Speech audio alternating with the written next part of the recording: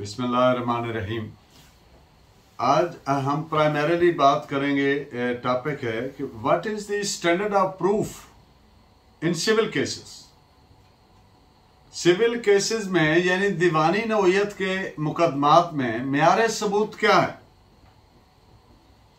तो पहली बात तो ये है, एक जनरल सी बात है कि जो सिविल और क्रिमिनल केसेस हैं इनमें स्टैंडर्ड ऑफ प्रूफ जो है वो आइडेंटिकल है, एक जैसा है,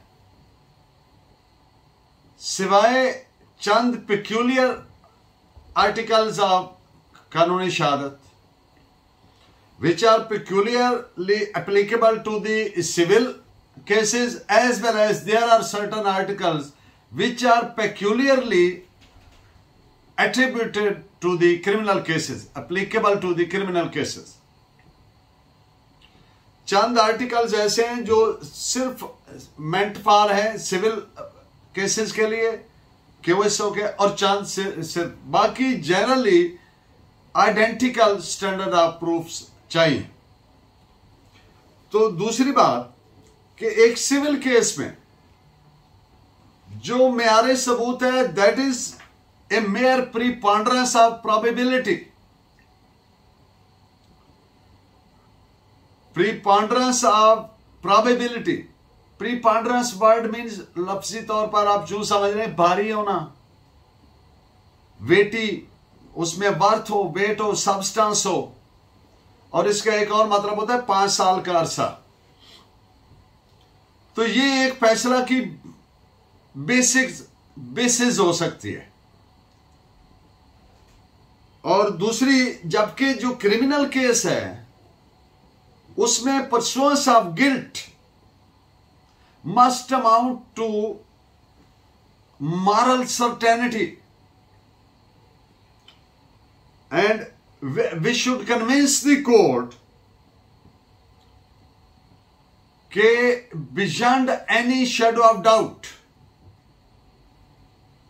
यानी जो गिल्ट है, जो जुर्म है, उसका होना कोर्ट की नजर में वो उसके लिए एक मॉरल सर्टेनिटी उस लेवल की चाहिए कि कोर्ट को ये यकीन हो जाए बगैर किसी शक शुबा के, beyond any shadow of doubt,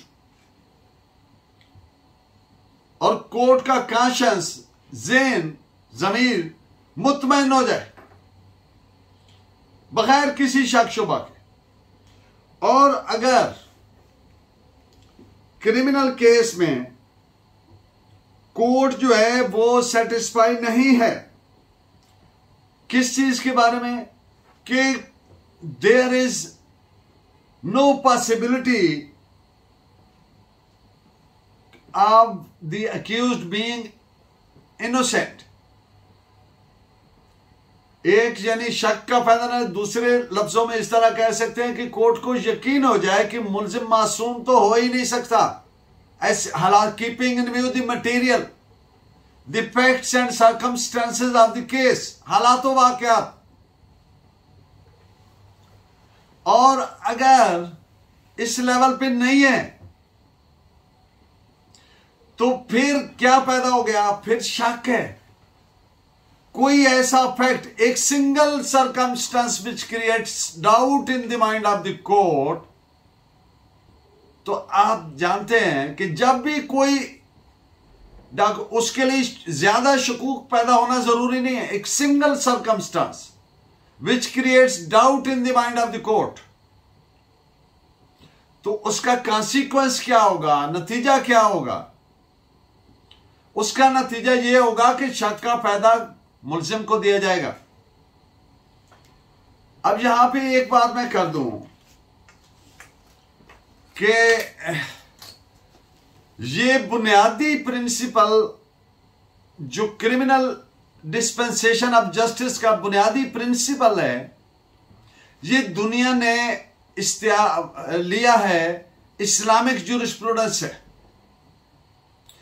जो कॉमनवेल्थ कंट्रीज हैं उन्होंने भी ये इस्लामिक ज्यूरिस्प्रूडेंस से मुस्तार लिया है। और आपके सामने रखता हूं हदीस मुबारका, जिसमें आका अलैहिस्सलाम ने फरमाया कि भले 10 गुनाहगार बच जाएं सजा से, लेकिन किसी एक बेगुनाह को सजा नहीं होना चाहिए। This is the basis of dispensation of criminal justice. दूसरी बात, आका अलैहिस्सलाम की हयात मुबारका में एक शख्स आया और उसने कहा जी मेरे से जिना हो गया, यानी कन्फेशन कर लिया, मुझे सजा दीजिए। तो आका अलैहिस्सलाम ने चेहरा मुबारक दूसरी तरफ फरमा लिया। उस शख्स ने उसी तरह साइड पे आके रिपीट किया, आपने चेहरा मुबारक उस तरफ फरमा दिया, यानी उसको एक अपॉर्चुनिटी दी to resile from his assertion, कि वो अपनी इस बात से, कन्फेशन से अगर रिजाइल करना चाहता है, पीछे हटना चाहता है, तो वो हट जाए। When he repeated the same for the third time, then आका अलैहिस्सलाम said कि अगर आप चाहें तो आप ये अपना इकबाल जुर्म जो है इससे विड्रा कर सकते हैं, पीछे हट सकते हैं। तो उस आदमी ने कहा कि या रसूलुल्लाह, मैं चाहता हूं कि मुझे इसी दुनिया में सजा मिल जाए, मैं आगे नहीं जाके सजा लेना चाहता। फिर he was stoned accordingly, punished accordingly. He was stoned to death. अब बात क्या साबित हो गई, मैं इस पे डिटेल बात कर रहा हूं कि बगैर किसी शक शुबा के भले 10 गुनाहगार बच जाए सजा से, लेकिन एक बेगुनाह को सजा नहीं होना चाहिए।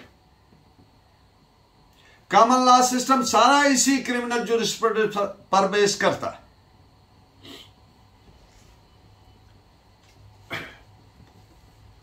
सिविल केसेस में जो प्रूफ, जो सबूत पेश किया गया इन सपोर्ट ऑफ ए फैक्ट,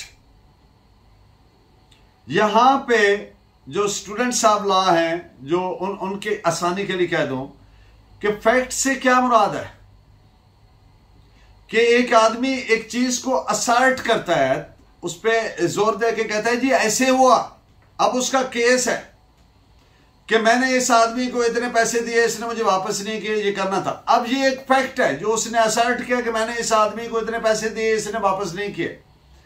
इस फैक्ट को की सपोर्ट में जो सबूत पेश किया जाएगा इज सच, वो ऐसा है that makes a prudent man to suppose that it exist. वो इतना स्ट्रांग है।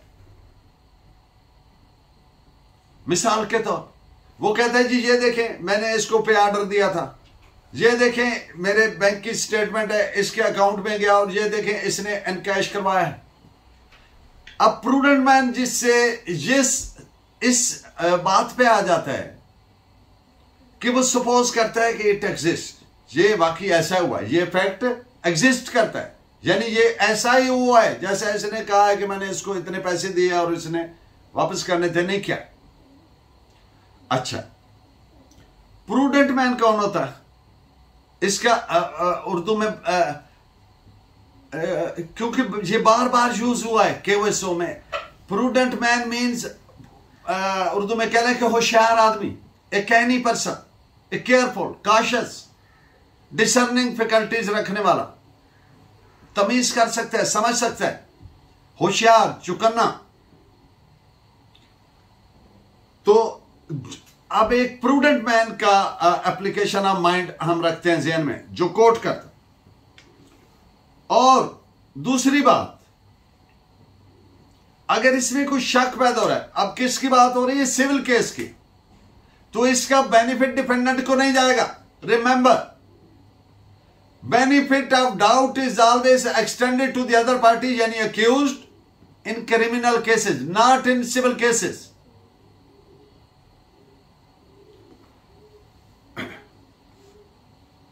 तो दूसरी बात कि civil cases are not required to be proved beyond shadow of doubt. उसमें प्रोबेबिलिटीज पे, प्रीपॉन्डरेंस ऑफ प्रोबेबिलिटीज, जिससे एक प्रूडेंट शख्स को ये सपोज कर सके कि यस दिस फैक्ट एग्जिस्ट। तो इस पे आप एक सुप्रीम कोर्ट की जजमेंट नोट फरमाए, ये जो बातें मैंने की। PLD 1981 supreme court AJK 118। Proof के बारे में कि जो परफेक्ट प्रूफ है, it is seldom to be had. ये बहुत समझिए तकरीबन नामुमकिन है कि बिल्कुल ही परफेक्ट प्रूफ मिल जाए, क्योंकि वो ईडीएम है कि absolute certainty is a myth, किस्सा कहानी हो सकती है। और it was held in the judgment, ये जो बात अभी की, KLR 1982 क्रिमिनल केस पेज 59। एक फैक्ट का साबित होना कोर्ट तस्वर करेगी when after considering the matter placed before the court believes it to exist। अब जो जैसा कि पहले मैं बात कर रहा था कि कोर्ट ये सपोज कर लेती है कि ये फैक्ट एग्जिस्ट करता है, तो इसको क्या कहा जाएगा कि ये फैक्ट प्रूव हो गया, साबित हो गया। या कोर्ट कहती है, court considers its existence so probable that a prudent man acts upon the supposition that it does exist। इस पॉइंट पे सुप्रीम कोर्ट का फैसला नोट फरमाए। PLD 1983 supreme court 440। Civil cases जो हैं can be decided on the basis of material falling within the ambit of proved as per QSO। अब पिछली दोनों जजमेंट्स में जो बातें मैंने आपके सामने रखी कि प्रूव कौन सा फैक्ट होगा, जब एक प्रूडेंट माइंड समझेगा कि यस इट एग्जिस्ट, और तो फिर वो फैक्ट प्रूव तस्वर होगा। तो सिविल केसेस में, civil cases can be decided on the basis, अब कौन सा वो मटेरियल है, वो पे ऑर्डर है, वो बैंक स्टेटमेंट, वो जो अपने उस हर केस के अपने फैक्ट सर्कमस्टेंस। तो उस लिहाज से जब एक फैक्ट उस लेवल पे चला जाएगा कि कोर्ट उसकी एग्जिस्टेंस को सपोज कर लेगी, तो फिर वो फैक्ट प्रूव्ड तस्वर होगा इन द आई ऑफ कानूनी शहादत। This is reported as PLD 1983 supreme court 440। अगर evidence as required by QSO is not forthcoming, तो रिगार्डिंग ए प्रूफ किसी सर्टन फैक्ट एग्जिस्ट करता है, तो कोर्ट के सामने जो मटेरियल रखा गया है उस पे कोर्ट एक जजमेंट सारे मवाद को मद्देनजर रखते हुए, ज़हन में रखते हुए, उस फैक्ट के प्रूफ होने पे एक जजमेंट रेंडर कर सकती है कि ये एग्जिस्ट करता है या नहीं करता। अगर कोर्ट ये समझे कि इसकी एग्जिस्टेंस प्रोबेबल है, मुमकिन है, और उन हालातों वाकयात में कोई भी प्रूडेंट शख्स ये सपोज करे कि यस इट डज एग्जिस्ट, तो यानी वो तमाम मटेरियल को, इस पॉइंट पे आप नोट फरमाएं 1993 SCMR पेज 1073। एक और बात, a fact cannot be said to be proved without legal proof. PLJ 1981 supreme court page 207। इस पॉइंट पे लीगल प्रूफ में डिटेल बात हो जाएगी। अगर कोई डॉक्यूमेंट है जो कि अटेस्टेड होना जरूरी है, यहां पे एक बात क्लियर कर दूं फॉर लास्ट स्टूडेंट्स कि अटेस्टेशन किन डॉक्यूमेंट्स की होती है, जो पब्लिक डॉक्यूमेंट्स हो। एक प्राइवेट डॉक्यूमेंट्स होता है, एक पब्लिक डॉक्यूमेंट को मोटी बात यह है कि वो उनकी अटेस्टेड कॉपी आपको मिलती है। तो it is kept, record of the same is kept by the public servants. सरकार उसका रिकॉर्ड महफूज रखती है।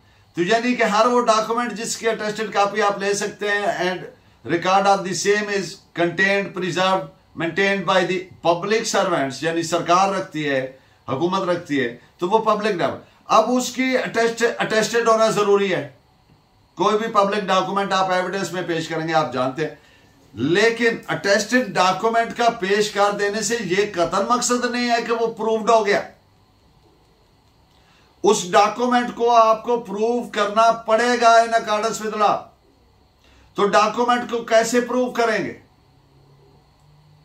डॉक्यूमेंट को प्रूव करेंगे उसके कंटेंट से, उसके एग्जीक्यूशन से, the person who place their signatures upon that document, और उसका जो कंटेंट है, उसका जो सब्सक्राइब है, जिसने लिखा है, ये सारी चीजें हैं। और अगर उसका जो एग्जीक्यूटेंट है डॉक्यूमेंट का, वो उससे इनकार करे अपने सिग्नेचर से, तो फिर KOSO के आर्टिकल 59 और 61 जो है, those are provided for the same purpose. तो फिर उस आदमी के जो एडमिटेड सिग्नेचर होते हैं, कोर्ट उसका कंपैरिजन करवा सकती है, खुद भी कोर्ट नेकेड आई से चेक कर सकती है, और कोर्ट चाहे तो एक्सपर्ट को भेज सकती है, यानी फोरेंसिक साइंस लेबोरेटरी में भेज सकती है फॉर एग्जामिनेशन, कंपैरिजन, उनकी अलाइनमेंट, उनके जो लिगेचर है, उनकी सारी हर चीज को वो रिपोर्ट कर देंगे एक्सपर्ट्स। अब वो जो क्वेश्चन सिग्नेचर है, जो डिस्प्यूटेड सिग्नेचर है, उसके साथ उस बंदे के एडमिटेड सिग्नेचर, चाहे वो पासपोर्ट पा रहे हैं, शनाख्ती कार्ड पा रहे हैं, चेक बुक पा रहे हैं, वेयर दे आर, लाइसेंस पा रहे हैं, यानी जो भी उसके एडमिटेड सिग्नेचर है उनकी, और उसको भेजा जाएगा और लेबोरेटरी रिपोर्ट कर देगी। तो ये उसका तरीकाकार होगा एक डॉक्यूमेंट को प्रूव करने का। This is reported in 1995 CLC page 537। अब किसी डॉक्यूमेंट की जो जेन्युइनशिप का क्या प्रूफ होगा? उसकी ऑथरशिप जो है, वो एक genuineness of a document is a proof of the authorship of the document, और and is a proof of the fact like that of any other fact. Direct or circumstantial evidence is to be led in case of controversy. Direct evidence ये होती है कि एक आदमी कहता है कि मैंने देखा, ये आदमी ने लिखा डॉक्यूमेंट, इसने साइन किया मेरे सामने, दिस इज डायरेक्ट एविडेंस। जो एक्सरसाइज ऑफ और वो हवासे खमसा क्या बोलते हैं, 5 सेंसेस जैसे, वो यानी आंख से, कान से महसूस करने, एक आदमी कहता मैंने देखा, तो जब उसने देखा या सुना तो उसकी ये डायरेक्ट एविडेंस है। और दूसरी मैंने बोला कि सरकमस्टेंशियल, इसको उर्दू में कहते हैं वाकयाती शहादत। मसलन एक आदमी कहता है कि मैंने देखा कि ये बंदा इस मोड़ से ऐसे गुजर के गया, उस घर में दाखिल हुआ, वहां पे ठा की आवाज आई, फायर की, और फिर ये आदमी भाग के निकल के उधर चला गया। उधर से एक आदमी आ रहा है, वो कहता है कि मैंने देखा कि ये उस घर से निकलते हुए मैंने आवाज भी सुनी, अब वहां शोर मच गया जी, कत्ल हो गया। गए तो उसी टाइम में वहां पे फायर लगा हुआ था। अब किसी ने ये नहीं कहा कि मैंने देखा कि इसने उसको फायर मारा, यानी डायरेक्ट एविडेंस नहीं। ये कौन सी है? ये मुख्तलिफ वाकयात है, इधर का बंदा कह रहा है, उधर का बंदा कह रहा है, आवाज हो रही है, उसी दौरान में वो शोर मच रहा है, मर गया, फायर लग गया। अब जी तमाम वाकयात की लिंक्स है, चेन्स है। तो सरकमस्टेंशियल एविडेंस की जो चेन है, it is measured from its weakest and, और इसका हर लिंक चेन का कनेक्टेड होना चाहिए। जहां पे लिंक ब्रेक होगा वो उसकी वैल्यू 0 हो जाएगी। तो जो वाकयाती शहादत है, इसके हर link, chain of each link of the chain is to be connected. तो एक तो होती है डायरेक्ट एविडेंस, एक होती है वाकयाती शहादत, सरकमस्टेंशियल एविडेंस। तो सरकमस्टेंशियल एविडेंस की जो चेन है, इसके हर लिंक का एस्टेब्लिश होना, कनेक्ट होना जरूरी है। तो फिर उसके अगर इसमें कोई डिस्प्यूट पैदा होता है तो at the cost of repetition मुख्तसरन कह दूं, फिर आर्टिकल्स 59 और 61 KOSO आर देयर, और इसके अलावा भी आर्टिकल्स हैं अकॉर्डिंग टू सिचुएशन गिवन, वो डॉक्यूमेंट की जेन्युइननेस को एसरटेन करने के लिए। तो दो बुनियादी हो गए, डायरेक्ट एविडेंस के जरिए, और जिसमें उसके सिग्नेचर चेक करना, उसका कंटेंट चेक करना वगैरह वगैरह, उसका सब्सक्राइब, उसके मार्जिनल विटनेसेस जो हाशिया के गवाहान वगैरह होते हैं उनके। तो इसके अलावा वाकयाती शहादत से, और इसमें आगे फिर फर्दर वो एक्सपर्ट ओपिनियन जो है वो भी सेकेंडरी में आएगी, यानी कि वो पर्सी एडमिसेबल भी है 510 CRPC के तहत। तो इन तमाम पॉइंट्स पे आप जजमेंट नोट फरमाएं। PLD 1958 Supreme Court Indian judgment है 115, और ये बातें पेज 118 पर। Contents of a document also provide intrinsic evidence of its genuineness। जो डॉक्यूमेंट के कंटेंट्स हैं, चाहे वो एग्रीमेंट है, what ever the document is, उसके जो कंटेंट्स हैं जो उस पर लिखा हुआ है वो प्रोवाइड क्या करते हैं? Intrinsic evidence.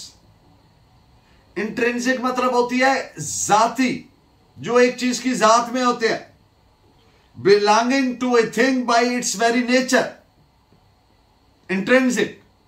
तो intrinsic evidence of its genuineness तस्वर होंगे contents of a document। तो PLD, this is provided in PLD 1963 Supreme Court page 51। Next lecture हम करेंगे standard of proof in criminal cases। keep watching, keep guiding me by your valuable comments। thank you very much। अल्लाह ने के बाद।